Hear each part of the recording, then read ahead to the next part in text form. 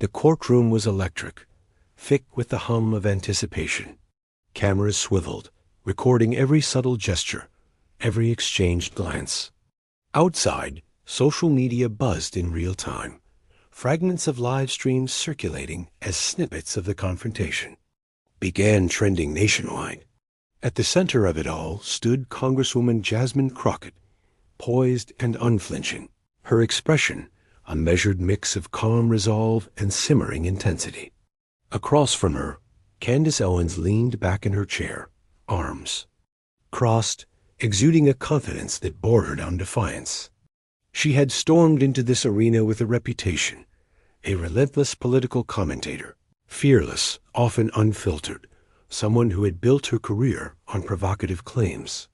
Today, though, that reputation was about to collide with a force she had. Clearly underestimated. Owens began, her voice sharp, almost theatrical. Congresswoman Crockett, you claim to represent the people, yet your record suggests otherwise. How can the nation trust you when your actions consistently contradict your rhetoric? The words cut through the courtroom air, intended as a challenge, a spark to provoke. The gallery murmured, some nodding, others frowning, while journalists scribbled frantically, microphones hovering, eager to capture every syllable. Jasmine's eyes narrowed slightly, her posture unwavering. She leaned forward, the weight of the chamber pressing down, yet her voice carried clarity and authority. You can frame your narrative all you like, Miss Owens, but facts are stubborn. They don't bend to spin or opinion. I am accountable to my constituents, not to sensationalized sound bites. A hush followed her words, the kind of silence that made every heart in the room pause. She didn't raise her voice, yet the impact was undeniable. Her tone was deliberate, measured, an unspoken assertion that the truth had a voice, and it was hers to wield. The tension was palpable, almost theatrical, yet undeniably real. Owens smirked, leaning slightly forward. Truth? You speak of truth, yet you ignore inconvenient realities. This isn't about politics, it's about the narratives you perpetuate. The public deserves clarity. Every word was calculated, a challenge flung like a gauntlet across the polished courtroom floor. Jasmine shifted, her eyes flickering toward the gallery, then back to Owens. And the public deserves accountability, she replied, softer this time, but laced with unmistakable steel. Not myths dressed as fact, not conspiracies masquerading as commentary. Every claim has consequences, and every voice that spreads falsehoods carries a weight. The American people deserve better than to be manipulated. A murmur of agreement spread like wildfire. Cameras captured the subtle nods, the silent acknowledgments from legal aides and journalists alike. For the first time, the weight of Owens' provocation seemed to falter under the steady, unflinching light of Crockett's resolve. It was more than a political confrontation. It was a moral reckoning, the opening salvo of a battle that would stretch far beyond the walls of the courtroom.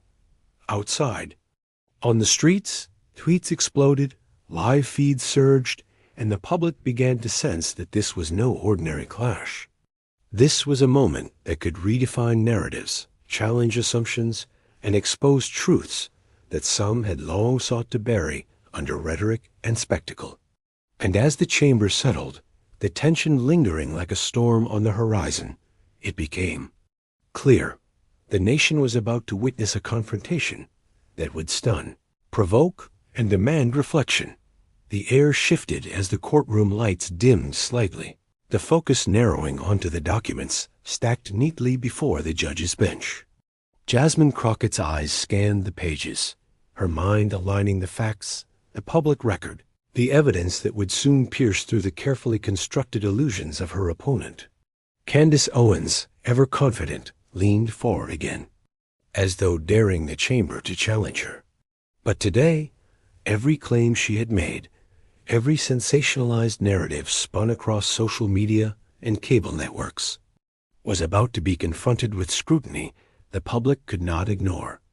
Owens' podcast series, notorious for its viral reach, had made headlines with claims so audacious that even seasoned political commentators had paused to consider their veracity. Among them was the now infamous assertion about international figures, a narrative so widely debunked that fact-checkers had labeled it outright false. Yet Owens had repeated it, amplified it, and monetized the shock value, leaving the line between opinion and deception dangerously blurred. She smiled faintly, as if the courtroom were a stage for her spectacle, unaware that Crockett had come armed not with theatrics, but with unassailable evidence. Jasmine addressed the court, her tone steady, commanding. "Miss Owens, these narratives you've propagated are not harmless speculation. They are verifiable falsehoods, amplified to millions. Your platform carries responsibility. Every claim you broadcast has consequences legal, ethical, and social." Her words were precise, every syllable deliberate. The courtroom seemed to lean in, the weight of the accusation settling into every corner. Owens countered with practiced poise. "I am entitled to my perspective. Free speech protects my commentary. This is not about deception. It's about interpretation, context." Her voice carried the confidence of someone accustomed to defense, yet cracks had begun to show. Behind the camera lenses and microphones, journalists noted the slight faltering in her eyes, the imperceptible hesitation that betrayed the strain of defending claims so easily disproven. Crockett's next move was surgical. She introduced the timeline of Owens' narratives, tracing them back to questionable sources, fringe ideologies, and patterns of deliberate amplification. "These aren't interpretations," Crockett said, her gaze unwavering. "These are coordinated narratives with real-world impact. Families, reputations, public trust, these are not collateral damage in your commentary. They are victims of misinformation, and the law recognizes this." A murmur rippled through the gallery, a blend of shock and recognition. People outside the courtroom, watching live streams, shared instant reactions across platforms. The tension escalated, the narrative shifting from a political clash to a moral reckoning. Every viewer could sense that Owens' carefully crafted image was unraveling, thread by thread, under Crockett's methodical exposure. Even Owens' allies in the audience shifted in their seats, uncertainty creeping into the confidence that had once seemed unassailable. Crockett's voice rose slightly, carrying not anger, but authority and moral clarity. "The public deserves clarity, not calculated confusion. Today, the consequences of spreading falsehoods are not hypothetical. They are here, in this courtroom, witnessed by the nation." As the chapter closed, the courtroom's energy had transformed. What began as a confrontation of personalities had evolved into a reckoning of truth against spectacle. The seeds of doubt had been planted, and the nation, watching intently, began to realize that this was not just political theater. It was a turning point that could redefine accountability in the age of mass misinformation. The courtroom fell into an expectant silence as the first legal filings were brought to the judges. Attention. The weight of the documents was more than paper. They represented months of meticulous research, corroboration, and the painstaking collection of evidence meant to dismantle a carefully constructed facade. Jasmine Crockett leaned forward slightly, reviewing the Macron's legal briefs that outlined Candace Owens' pattern of spreading demonstrably false claims. Every paragraph, every footnote, was a thread in a web of accountability she was determined to unravel. Owens, for her part, maintained her outward composure, though the corners of her mouth tightened imperceptibly. She had built her reputation on resilience and confrontation, yet today the courtroom's gravity was undeniable. "These claims are politically motivated attacks," she said, her voice projecting defiance. "This lawsuit is an attempt to silence dissent, to punish commentary that challenges prevailing narratives. I have every right to question, to investigate, to interpret events as I see them." Crockett's response was calm but cutting. Interpretation has limits, Miss Owens. Free speech does not shield the deliberate dissemination of falsehoods that harm individuals and mislead the public. The law distinguishes between opinion and provable deception. The moment facts are ignored to promote a narrative, the consequences are no longer abstract. They are tangible, legal, and moral.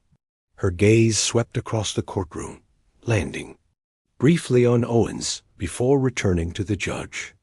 Every word was weighted, not just in argument, but in intent, signaling that this was more than a procedural matter. It was a confrontation between responsibility and spectacle.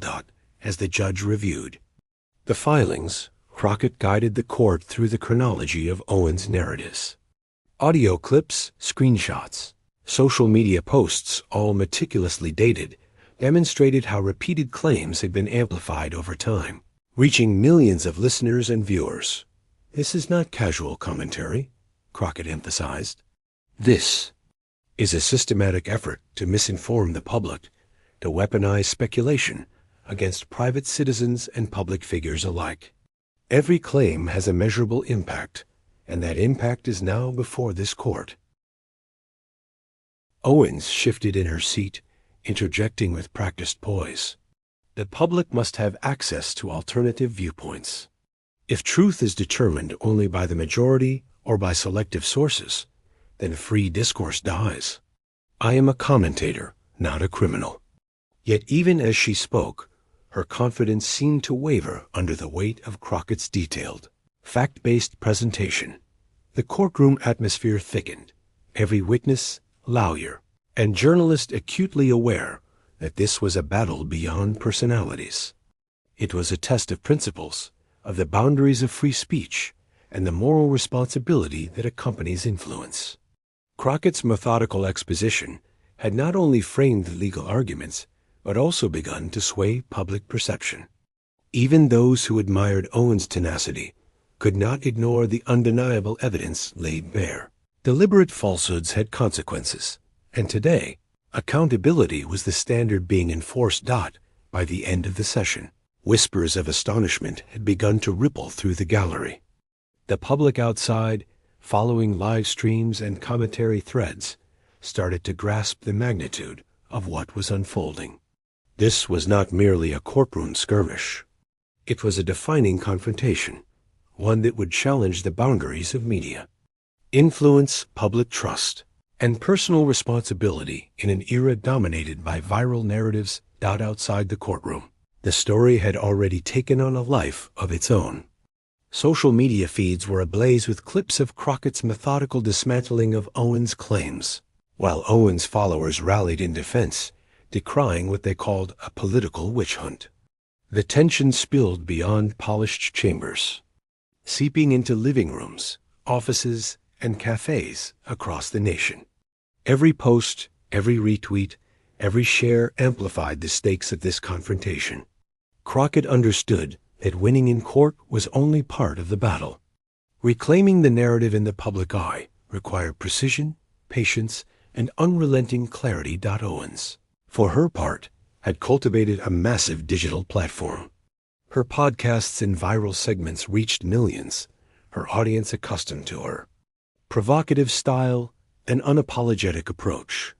Yet with that reach came responsibility, and the courtroom was now exposing the fragile architecture beneath her rhetoric. Each debunked claim, each cited source, chipped away at the carefully curated persona she had built. Crockett observed quietly, allowing the legal and moral weight of evidence to speak louder than any personal attack. Millions of Americans have been misled by content presented as fact. Crockett told the court, her tone steady, her words imbued with moral urgency. This is not a hypothetical harm. We are witnessing the tangible consequences of narrative manipulation. Reputations tarnished, trust eroded, public discourse corrupted. Her gaze swept the room, catching the attention of journalists and spectators alike, reminding all present that this was a confrontation with implications far beyond partisan politics. Owens leaned forward, her voice cutting through the tension. I provide perspective, not coercion. The public has agency to discern truth from opinion. You cannot criminalize engagement or debate. Yet even as she spoke, the courtroom cameras captured the subtle tension in her hands, the fleeting hesitation, the imperceptible shift in posture. Under Crockett's relentless scrutiny, the line between commentary and misinformation had become unmistakably clear. Crockett introduced a series of examples, tracing Owens' claims from fringe online communities to mainstream platforms. The evidence revealed a consistent pattern: provocative claims amplified without verification, leveraging outrage to increase reach and influence. The mechanics of misinformation are sophisticated, but they are not infallible, Crockett explained. When amplified irresponsibly, they have consequences that extend far beyond the individual. They impact public trust, civil discourse, and the very foundations of democracy. The courtroom remained taut with intensity as Owens' networks scrambled to respond. News outlets dissected the claims, influencers debated in live streams, and ordinary citizens grappled with the realization that viral content could be weaponized to mislead millions. Crockett's narrative cut through the noise, framing the issue not as partisan politics, but as a fundamental question of accountability and truth. By the chapter's close, the courtroom had transformed from a procedural venue into a stage where the morality of influence was being interrogated. Owens' reach, once a shield of power, now became the lens through which her responsibility and potential culpability was examined.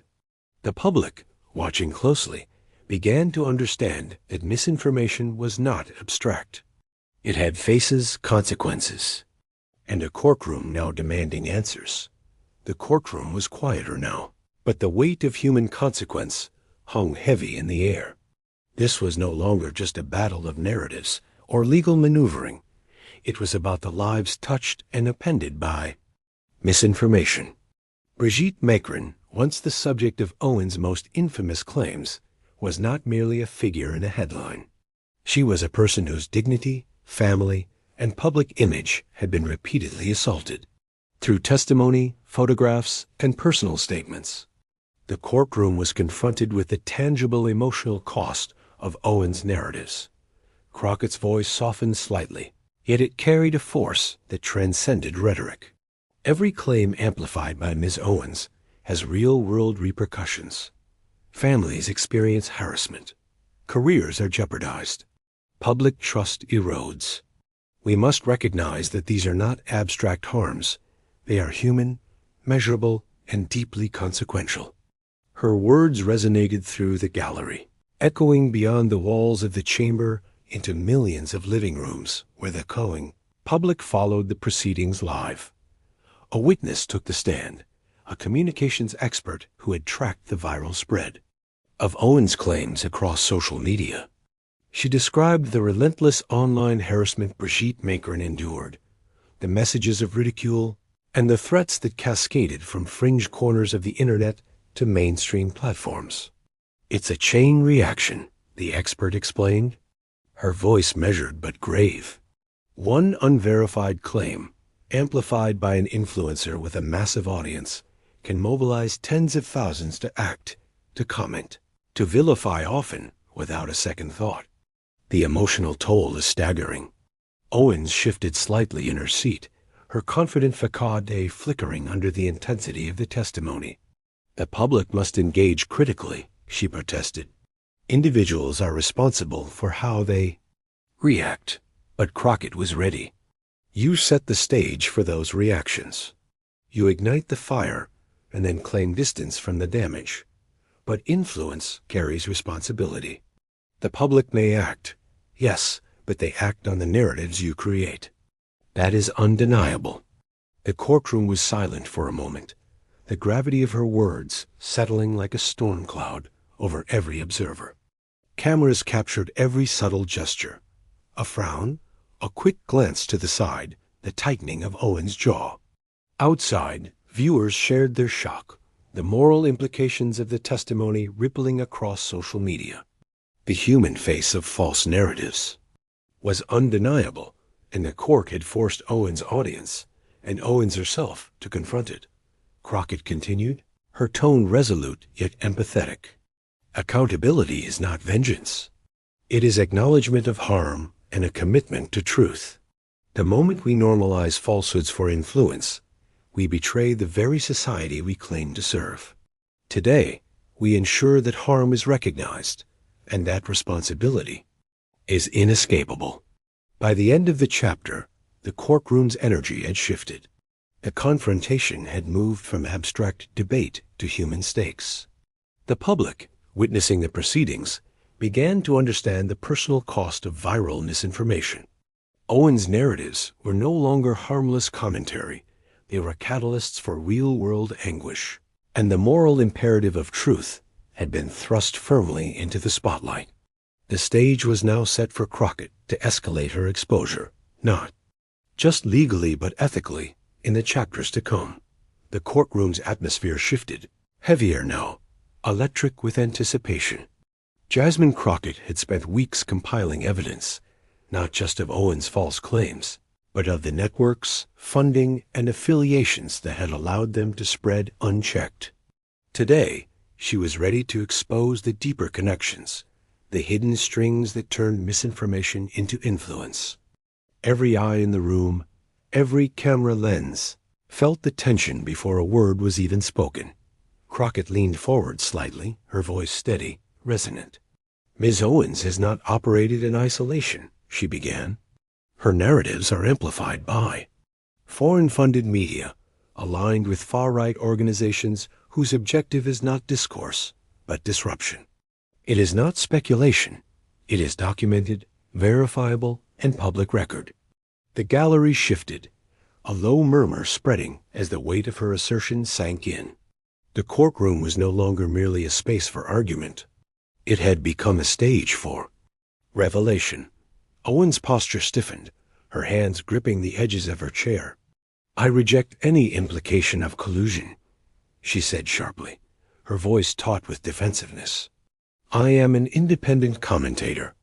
Any suggestion otherwise is an attempt to undermine my credibility and intimidate my audience.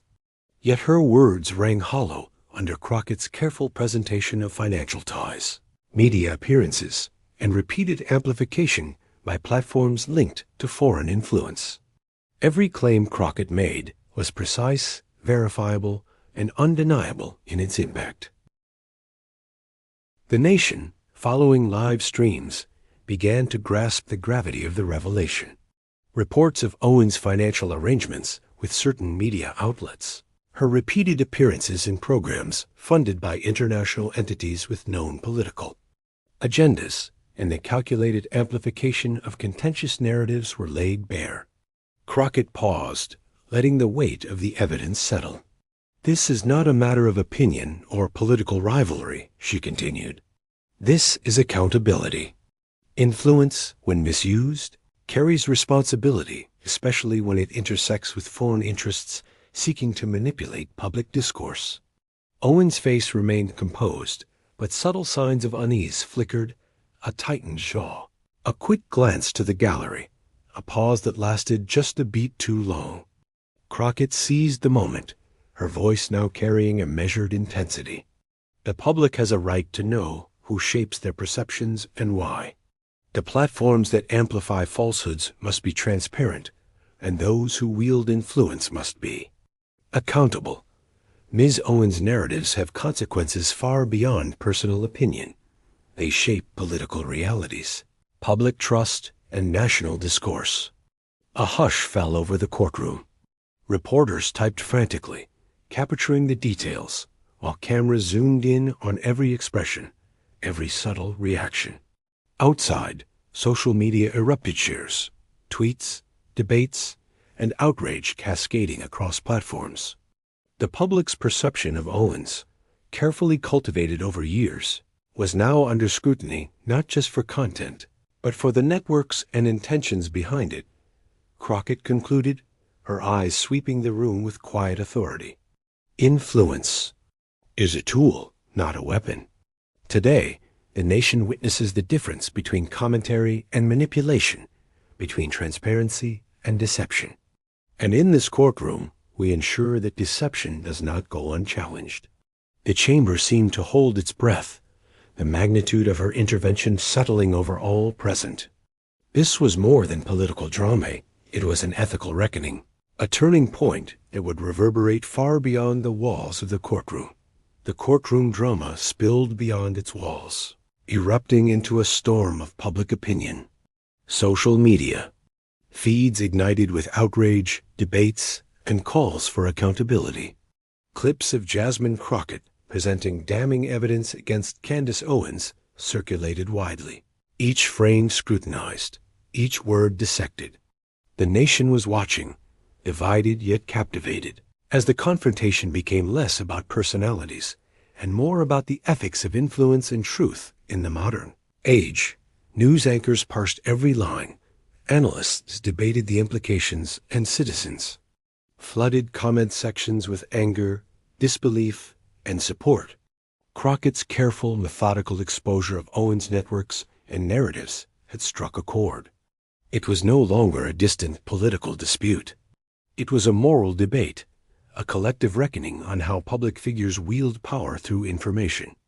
The weight of Owens' influence, once a shield of confidence, was now a magnet for scrutiny and backlash. Inside the courtroom, Owens' veneer of composure began to crack. Journalists and spectators noted the subtle gestures, a tightening of her jaw, a fleeting frown, a defensive shift in posture. She had built her career on challenging norms and provoking audiences. Yet Crockett's revelations had placed her under the unforgiving lens of public and legal accountability simultaneously. Every claim she had broadcast, every narrative she had amplified, was now measured against verifiable fact and ethical responsibility. Crockett leaned forward, addressing the judge and audience alike with unwavering conviction. "This is not merely about politics," she said, her voice steady yet charged with moral clarity. "It is about the trust we place in public figures, about the responsibility that comes with influence, and the consequences of ignoring that responsibility. We are witnessing the tangible effects of misinformation and deliberate deception, and the nation deserves to see accountability enacted." Outside the courtroom, demonstrations and discussions erupted across cities. Supporters of Crockett rallied online, sharing infographics, legal documents, and clips from the hearing. Influencers, journalists, and academics weighed in, dissecting the strategies Owens had employed to amplify falsehoods. Even moderate viewers, who had not previously followed the feud, were drawn into the conversation, recognizing the broader societal implications. Owens attempted to push back, releasing statements on social media asserting her independence, her right to commentary, and the supposed bias of the legal system. But the tide had shifted. Public perception was no longer solely shaped by her narrative. Crockett's meticulous presentation of evidence, combined with the emotional weight of human consequences, had framed Owens' actions in a new light. Accountability, not charisma, was now at the center of the debate. By the end of the day, the courtroom had become a symbol of moral and civic vigilance. The nation was not merely observing a legal battle, it was witnessing the intersection of truth, influence, and responsibility. Crockett's strategy had transcended the confines of the chamber. She had mobilized public opinion, ignited national debate, and reframed the stakes. The confrontation was no longer about one commentator's claims. It was a test of societal commitment to integrity, honesty, and the consequences that follow when misinformation is weaponized. The courtroom settled into a tense rhythm, the air thick with anticipation. Legal experts, journalists, and spectators leaned forward, sensing that the coming testimonies would define not just this case, but the broader boundaries of influence, free speech, and accountability. Jasmine Crockett had already established a foundation of evidence, but now the proceedings would probe deeper, testing Owens' claims against the unflinching rigor of law. Crockett began by introducing a panel of expert witnesses communications, analysts, digital forensics specialists, and media ethics scholars, each carefully selected to trace the pathways of Owens' narratives. Screens lit up with graphs, timelines, and verified sources, illustrating the amplification of false claims across podcasts, social media, and international media networks. "We are not debating opinion," Crockett said, her voice steady and deliberate. "We are demonstrating the measurable impact of misinformation and the deliberate choices that fueled its reach." Owens responded with practiced poise. "I am protected by the First Amendment," she asserted, her tone firm, though a flicker of unease betrayed the tension beneath. "Commentary, perspective, and critique are not criminal acts.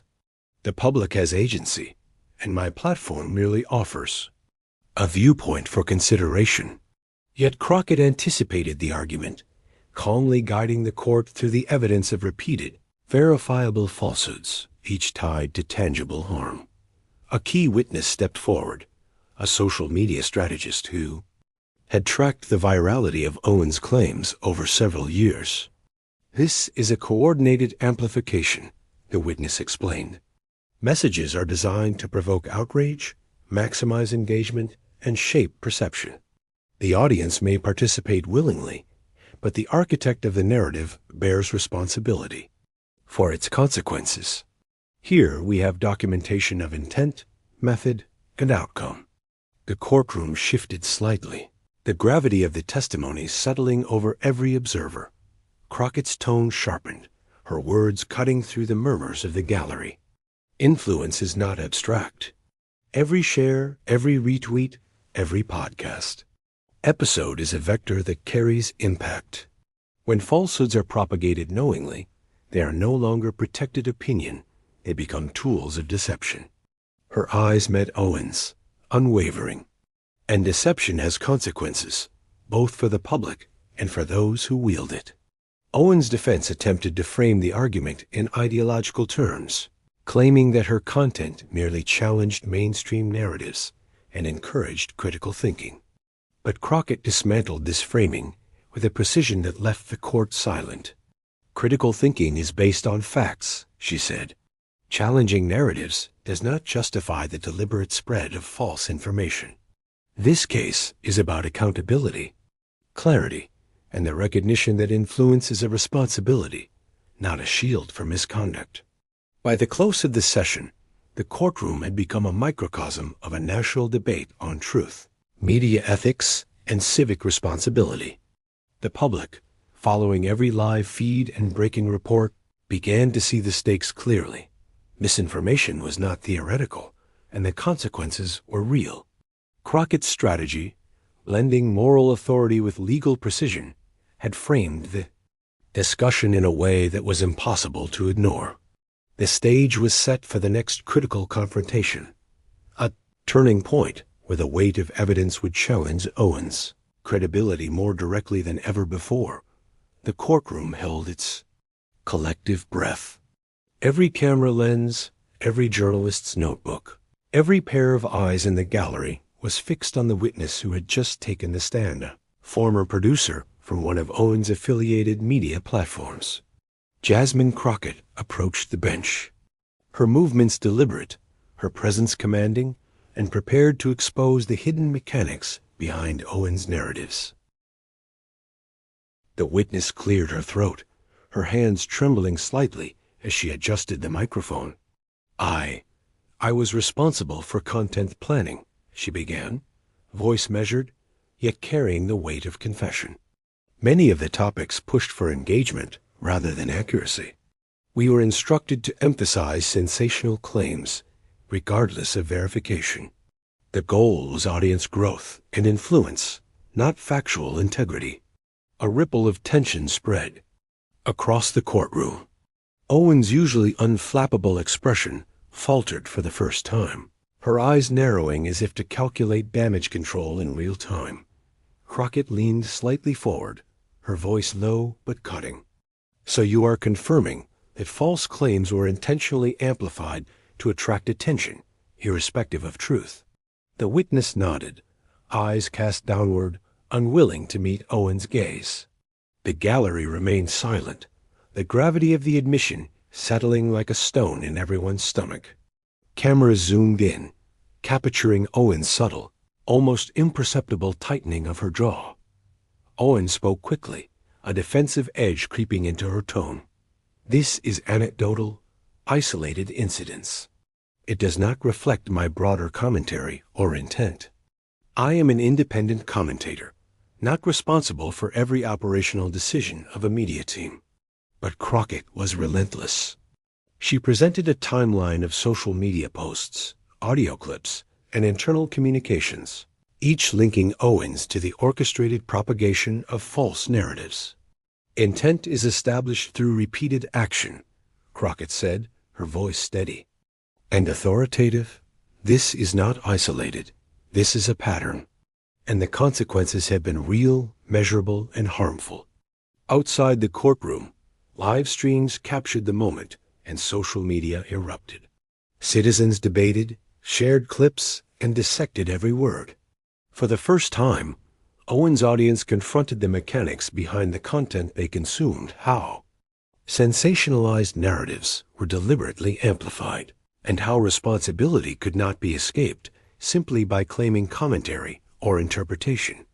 The witness continued, recounting specific instructions, deadlines, and target metrics that prioritized engagement over accuracy. "We were told headlines should provoke strong emotional responses. Facts were secondary. Controversy drove clicks, not truth." Crockett's eyes never left the witness as she turned the implications toward Owens. "You wield influence. Every directive you issue, every narrative you amplify, shapes public perception. This is not abstract. This is real, and today it is being examined under law." A heavy silence fell as the testimony concluded. Owens' usual bravado was visibly diminished. Crockett allowed the pause to linger, letting the courtroom and the watching nation absorb the magnitude of what had just been revealed. This was the turning point, a moment where the deliberate orchestration of false narratives could no longer be dismissed as casual commentary or opinion. The moral and legal balance had shifted, and the courtroom and the country was now witnessing the tipping point of accountability, where evidence and conscience converged with undeniable force. The courtroom was tense, every eye fixed on the judge as the final arguments concluded. Jasmine Crockett had presented her case with methodical precision, exposing the false narratives, deliberate amplification, and human consequences of Candace Owens' commentary. Owens, for all her charisma and public bravado, now sat quietly, her composure tested and fraying under the weight of unrelenting evidence. The gallery waited, the air thick with anticipation, aware that the verdict would resonate far beyond the walls of the chamber. Crockett's closing words had been deliberate, resonant with moral authority. "This case is not about punishing dissent or critique," she had said, her voice steady, eyes scanning the courtroom. "It is about accountability. Influence carries responsibility. When falsehoods are deliberately amplified, they harm individuals, families, and public trust. Today, the law recognizes that truth and integrity must be upheld, and the consequences are unavoidable." The silence that followed was almost reverential, as if the nation itself held its breath. Owens' defense had attempted to frame her actions as opinion, protected under free speech, yet Crockett had dismantled each claim with a combination of legal precedent, documented evidence, and compelling human testimony. The courtroom had witnessed the tangible emotional toll, the orchestrated amplification of false narratives, and the ethical reckoning that came with influence. It was no longer a question of ideology or partisan alignment. The facts were clear, and the nation had seen them laid bare. The judge cleared his throat, the gavel poised above the polished bench. After careful consideration of the evidence, testimony, and legal precedent, the court finds that the claims propagated by Ms. Owens constitute deliberate dissemination of false narratives with demonstrable consequences. accountability must be enforced. The words hit like a drumbeat, echoing through the chamber, carried live to millions of viewers across the country. Crockett allowed herself a brief nod, a quiet acknowledgement of the months of preparation, research, and unwavering dedication that had led to this moment. Owens remained silent for a moment, processing the weight of the ruling. Her network of followers had watched her public persona dismantled piece by piece, and now the legal system affirmed what Crockett had meticulously demonstrated. Influence without accountability carries consequences. Cameras captured the subtle tightening of her jaw, the flicker of frustration in her eyes, and the reluctant acknowledgement that the narrative she had built was now challenged on every front. Outside, the public reaction was immediate and intense. News outlets analyzed the decision, social media exploded with commentary, and citizens debated the implications for media ethics, accountability, and the responsibilities of public figures. Crockett's methodical pursuit of truth had not only secured a legal victory, but had reshaped the conversation about influence and misinformation. As the courtroom emptied, the gravity of the moment lingered. This was more than a case. It was a landmark confrontation where truth prevailed over spectacle, responsibility triumphed over manipulation, and the nation witnessed a demonstration of moral and civic accountability. Crockett's victory was not just procedural, it was symbolic, a reminder that influence demands integrity, and that even the most formidable voices are not beyond the reach of truth.